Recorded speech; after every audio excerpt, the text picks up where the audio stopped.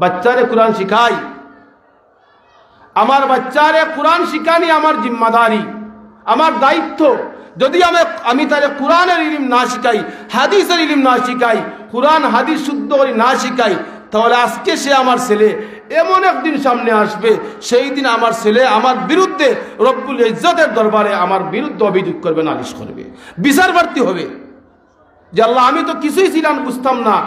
আমার জ্ঞান বুদ্ধি ছিল না, ছোট ছিলাম, অবুঝ ছিলাম, আমার দায়িত্ববার আমার আব্বা আম্মার হাতে ছিল, ওরা আমার মাদ্রাসায় দেয় নাই, আমার মসজিদে দেয় নাই, আমার কোরআন শিখায় নাই, আমার হাদিসের শিক্ষা শিক্ষিত করে নাই, না করার কারণে আজকে আমি জাহান্নামী হইলাম, তাদেরকে জাহান্নামে না নিয়ে আমি জাহান্নামে দিতাম না। আজকে তো ছেলে আর মেয়ের পরিচয় দুনিয়ার জমিন মহব্বত স্বাভাবিক, কিন্তু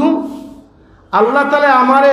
যে সন্তান দিছেন, ছেলে বা মেয়ে যাও দিছেন, এটা আমারে আল্লাহ আমানত দিছেন, আমানত দায়িত্ব দিয়া দিছেন, ওরে মানুষ বানাও, কোরআন এবং হাদিসের ইলম শিখাও, জ্ঞান শিখাও। আজকে কোরআন হাদিসের জ্ঞান মানুষের কাছে অবহেলিত, কোরআন হাদিসের শিক্ষা মানুষের কাছে অবহেলিত, সবার কাছে নয়, অধিকাংশ মানুষের কাছে।